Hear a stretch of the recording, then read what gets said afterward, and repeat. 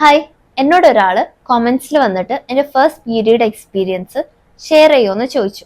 അപ്പം ഞാൻ വിചാരിച്ചു ഓക്കെ ചെയ്യാന്ന്. അപ്പൊ ഇന്നത്തെ വീഡിയോ അതാണ്. ഈ ഒരു വീഡിയോ ഞാൻ ചാപ്റ്റർ വൈസ് ആണ് കേട്ടോ ചെയ്യുന്നത്, so that you can skip. ഒന്ന് ഡ്രാഗ് ചെയ്ത് കൊടുത്താൽ മതി. അപ്പൊ അതിന്റെ മേലെ തന്നെ ഉണ്ടാവും ചാപ്റ്ററിന്റെ പേരൊക്കെ. അപ്പൊ നിങ്ങൾക്ക് ചൂസ് ചെയ്യാം ഏത് കാണണമെന്ന്. സോ തുടങ്ങാല്ലേ. ഞാൻ 6th-ന്ന് 7th-ലോട്ട് പോകുന്നത് സമ്മർ വെക്കേഷൻ, വിഷുവിന്റെ ഒക്കെ കുറച്ച് ദിവസം മുന്നേ. അങ്ങനെ ഒരു ദിവസം രാവിലെ എണീറ്റിട്ട് പല്ലേക്കാൻ പോവുകയായിരുന്നു. അപ്പൊ ഞാൻ ഇങ്ങനെ തിരിഞ്ഞു പോകുമ്പോൾ അമ്മ അവിടെ ഉണ്ടായിരുന്നു. അപ്പൊ അമ്മ പറഞ്ഞു നിൽക്കുന്ന് പറഞ്ഞു. നോക്കുമ്പോൾ എന്റെ ബാക്കിൽ സ്റ്റെയിൻ ഉണ്ടായിരുന്നു. എന്നിട്ട് ഞങ്ങൾ രണ്ടാളും വാഷ്റൂം പോയി നോക്കുമ്പോൾ എനിക്ക് ചെറുതായിട്ട് സ്പോട്ടിങ് ഉണ്ടായിരുന്നു, ഫ്ലോ ഒന്നുമില്ല. അങ്ങനെ ഫസ്റ്റ് ഡേ കഴിഞ്ഞു, സെക്കൻഡ് ഡേ കഴിഞ്ഞു, തേർഡ് ഡേ ആയപ്പോഴും എനിക്കിങ്ങനെ സ്പോട്ടിങ് മാത്രം, ഫ്ലോ ഇല്ല, തീരെ ഫ്ലോ ഇല്ല. അങ്ങനെ അമ്മയ്ക്ക് ചെറുതായിട്ട് ടെൻഷനൊക്കെ ആയിട്ട് അമ്മ എന്ത് ചെയ്തു, അമ്മന്റെ ഒരു ഫ്രണ്ട് ഉണ്ട്, ബയോളജി ടീച്ചറാ. അപ്പൊ അവരെ വിളിച്ച് ചോദിച്ചപ്പോൾ അവര് പറഞ്ഞു കുഴപ്പമൊന്നുമില്ല, ഇനി നെക്സ്റ്റ് മന്തും ഇങ്ങനെ ആവാണെങ്കിൽ നമുക്ക് എന്ത് ചെയ്യാം, ഡോക്ടറിനെ കാണാന്നുള്ള രീതി പറഞ്ഞു. ഇപ്പൊ നമ്മൾ കൺഫേം ചെയ്തിട്ടൊന്നും ഇല്ല കേട്ടോ എനിക്ക് പീരിയഡ്സ് ആയിന്ന്. മേ ബി ഇങ്ങനെ ശരിക്കും ആവുന്നതിന്റെ മുന്നേ ഒരു 6 months മുന്നേ ഇങ്ങനെ ചെറുതായിട്ട് ആവും അങ്ങനെയൊക്കെ പറഞ്ഞിട്ടുണ്ടായിരുന്നു, ജസ്റ്റ് സ്പോട്ടിങ് മതി. അപ്പൊ നമ്മളത് കൺഫേം ഒന്നും ചെയ്തിട്ടില്ലായിരുന്നു. ആ കോളിന് ശേഷം അമ്മയ്ക്ക് ഏകദേശം ഒരു ക്ലാരിറ്റി എല്ലാം ആയി. പക്ഷെ എനിക്ക് പീരിയഡ്സ് ആയോ എന്ന് നമ്മൾ കൺഫേം ഒന്നും ചെയ്തിട്ടില്ല. സോ വിഷുവിന്റെ ടൈം ആണല്ലോ, അങ്ങനെ വിഷുവിന്റെ തലേന്നായി.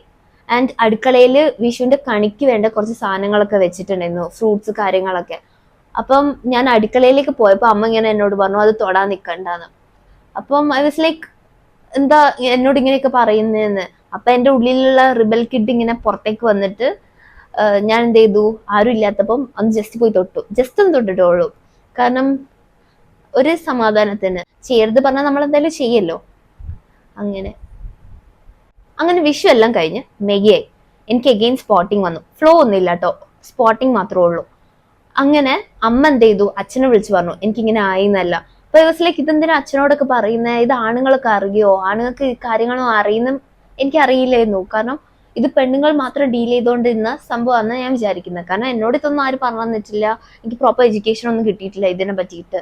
എനിക്ക് ഈ സംഭവം എന്താന്ന് പോലും പ്രോപ്പറായിട്ട് അറിയുന്നത്, ലൈക്ക് ഈ ഒരു പ്രോസസ്സ് എങ്ങനെയാണെന്ന് അറിയുന്നത് തന്നെ എനിക്ക് ആയപ്പോഴാണ് അറിയുന്നത്. ലൈക്ക് ബ്ലഡ് പോകുന്ന പോലും അറിയില്ലായിരുന്നു, എന്തിനാ പോകുന്നതെന്ന് പിന്നെ എപ്പോഴും ആണ് അറിഞ്ഞത് തന്നെ. അങ്ങനെ അച്ഛനോട് പറഞ്ഞപ്പോൾ എനിക്ക് ഭയങ്കര ഓക്വേർഡ് ആയിരുന്നു. ഇങ്ങനെയാണ് ഇപ്പൊ അച്ഛന്റെ മുഖത്ത് നോക്കാന്നുള്ള രീതിയിലൊക്കെ ആയി. അങ്ങനെ അച്ഛൻ രാത്രി വന്നപ്പോ ഗോൾഡിന്റെ ഇയറിംഗ് ഒക്കെ ആയിട്ടാ വന്നേ, ഒരു ജുംക്ക. അപ്പൊ അങ്ങനെ കൊണ്ടുവന്നപ്പോ ഐ വാസ് ലൈക്ക് എന്തിനാ ഇതൊക്കെ, എങ്ങനെയാന്നൊക്കെ. ലൈക്ക് ആ സമയത്ത് ഞങ്ങൾ ഫിനാൻഷ്യലി ഭയങ്കര സ്ട്രഗ്ലിംഗ് ആയിട്ടുള്ള ഒരു ഫേസ് ആയിരുന്നു. അപ്പൊ ആ ഒരു സമയത്ത് എനിക്ക് തരേണ്ട ഒരു ആവശ്യവും ഇല്ല. ലൈക്ക് എന്തിനാ കൊണ്ടുപോകുന്നതെന്നായിരുന്നു. പിന്നെ അതിനുശേഷം അമ്മ വിളിയോട് വിളി, എല്ലാരോടും പറയുന്നു, എല്ലാ റിലേറ്റീവ്സിനെ വിളിക്കുന്നു.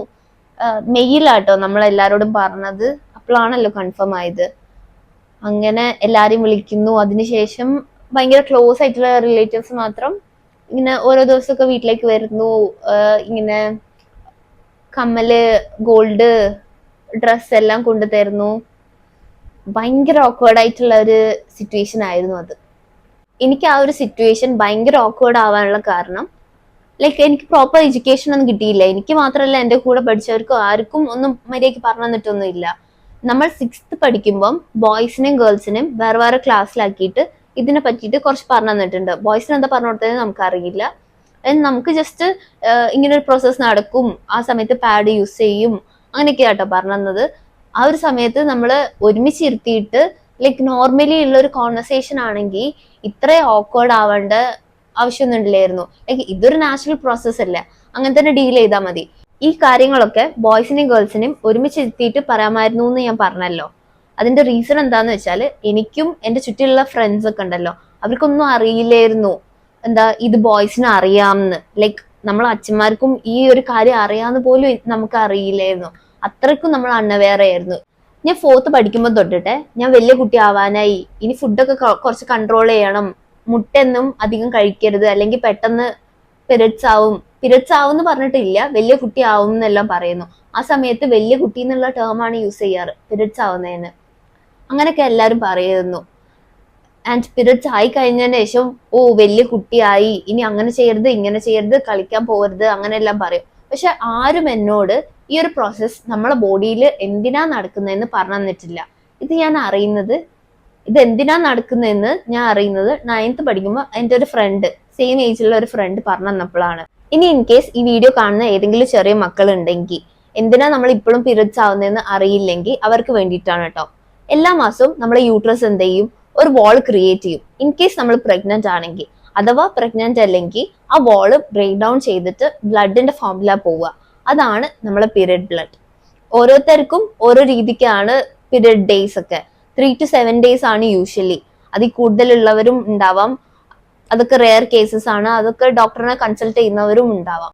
ആൻഡ് എൻ്റെ ഒരു കേസ് ഞാൻ പറഞ്ഞല്ലോ, സ്റ്റാർട്ടിങ്ങിൽ എനിക്ക് സ്പോട്ടിങ് ആയിരുന്നു, പിന്നീടാണ് എനിക്ക് ശരിയായി വന്നത്, പ്രോപ്പറായിട്ട് ഫ്ലോ ആയി വന്നത് പിന്നീടാണ്. ഒരു 2 years ഒക്കെ എടുത്തു മര്യാദയ്ക്കൊക്കെ ആവാൻ. പക്ഷെ ഇപ്പോഴും എനിക്ക് 3 to 4 days ഒക്കെയാണ്. ഇനി പീരിയഡ് പ്രോഡക്ട്സ് നോക്കുകയാണെങ്കിൽ മോസ്റ്റ്ലി യൂസ് ചെയ്ത് വരുന്നത് സാനിറ്ററി പാഡ്സ് ആണ്. എനിക്ക് അതാണ് കുറച്ചും കൂടിയും യൂസർ ഫ്രണ്ട്ലി ആയിട്ട് തോന്നിയത്. ബിക്കോസ് നമ്മൾ ഹോസ്റ്റലിലൊക്കെയാണ് നിൽക്കുന്നെങ്കിൽ ജസ്റ്റ് കളഞ്ഞാൽ മതി, വേറെ ഒന്നും നോക്കണ്ട. പിന്നെ വരുന്നത് ടാമ്പൻസ് ആണ്. അത് കുറെ ഞാൻ നെഗറ്റീവ് റിവ്യൂസ് ഒക്കെ കേട്ടിട്ടുണ്ട്, സ്റ്റക്കായി പോവുക അങ്ങനെയൊക്കെ. പിന്നെ മെൻസ്ട്രൽ കപ്പ് ഞാൻ ട്രൈ ചെയ്തിട്ടുണ്ട്, പക്ഷെ എനിക്ക് തീരെ പറ്റിയിട്ടില്ല, പേടി കാരണം ശരിയായിട്ടില്ല. ഹോപ്പ്ഫുള്ളി എപ്പോഴെങ്കിലും ശരിയാവായിരിക്കും. പിന്നെ ക്ലോത്ത് പാഡ്സ് ഞാൻ ഇതുവരെ യൂസ് ചെയ്ത് നോക്കിയിട്ടില്ല. പിന്നെ അത് വാഷ് ചെയ്യണം, അതൊക്കെ ഭയങ്കര ചടങ്ങാണ്. ആൻഡ് കുറെ ഓൾട്ടർനേറ്റീവ്സ് ഇപ്പോൾ വന്നുകൊണ്ടിരിക്കുന്നുണ്ട് ഈ എക്കോ ഫ്രണ്ട്ലി ആയിട്ട്. Like banana fibre and bamboo fibre ഒക്കെ വെച്ചിട്ട് കുറെ എക്കോ ഫ്രണ്ട്ലി സാനിറ്ററി പാഡ്സ് തന്നെ ഇറങ്ങുന്നുണ്ട്. അതൊക്കെ കുറച്ചും കൂടി നല്ല ഓപ്ഷൻ ആണ്, ബിക്കോസ് പ്ലാസ്റ്റിക്സ് ഇല്ലല്ലോ. സോ ദാറ്റ് അത് എൻവയറൺമെന്റിൽ അങ്ങനെ ഡീക്കെ ചെയ്ത് പോയിക്കോളും. കത്തിച്ചാലും ലൈക്ക് പ്ലാസ്റ്റിക് മോളിക്യൂൾസ് ഒന്നും ഉണ്ടാവില്ല. അതൊക്കെ ഒരു നല്ല ഓപ്ഷൻ ആണ്. പക്ഷെ മേ ബി പ്രൈസ് കുറച്ച് ഹൈ ആയിരിക്കും. ആൻഡ് ഒരു ഇൻസിഡന്റ് ഉണ്ടായിട്ടുണ്ടായിരുന്നു ഞാൻ സ്കൂളിൽ പഠിക്കുമ്പോൾ. അന്ന് അത് ഭയങ്കര ഫണ്ണി ആയിരുന്നു. പക്ഷെ ഇപ്പൊ ആലോചിക്കുമ്പോൾ പ്രോപ്പർ എഡ്യൂക്കേഷൻ ഉണ്ടെങ്കിൽ അന്ന് ഒരിക്കലും അങ്ങനെ സംഭവിക്കില്ല എന്ന് എനിക്കിപ്പോ തോന്നുന്നു. സംഭവം എന്താ വെച്ചാല്, ഞാൻ 8th പഠിക്കുമ്പോൾ നമ്മുടെ ക്ലാസ്സിന്റെ തൊട്ടടുത്ത് തന്നെ ഗേൾസ് വാഷ്റൂം ആയിരുന്നു. ആ സമയത്താണ് പാഡ് വെൻഡിങ് മെഷീൻ അവിടെ കൊണ്ടുവന്നത്. അത് അങ്ങനെ ഇൻസ്റ്റാൾ ചെയ്തു. 5 രൂപ ഇട്ടാല് ഒരു പാഡ് വരും.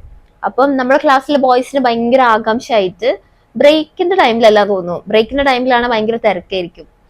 ക്ലാസ് വിട്ടതിന് ശേഷം എന്തോ സ്പെഷ്യൽ ക്ലാസ്സിന്റെ സമയത്തേറ്റോ ഇവരെന്ത് ചെയ്തു, 5 രൂപ ഇട്ടിട്ട് പാഡ് കിട്ടി അവർക്ക്. അന്ന് അവർക്ക് സ്വർഗം കണ്ട മാതിരിയായിരുന്നു. തുള്ളി ചാടുന്നു, ഓ വാവ്, നമ്മളെ അടുത്ത് വന്ന് കാണിക്കുന്നു. അപ്പൊ നമുക്കൊക്കെ കുറച്ച് ചമ്മൽമാരിയൊക്കെ ഉണ്ടായിരുന്നു. പക്ഷെ ഇതൊരു നോർമൽ സാധനം. ഇവർക്ക് അമ്മയ്ക്കും പീരിയഡ്സ് ആവും, ഇവരെ ഗേൾഫ്രണ്ടിനും ഒക്കെ പീരിയഡ്സ് ആവും. അതൊന്നും അവർക്ക് അറിയില്ല.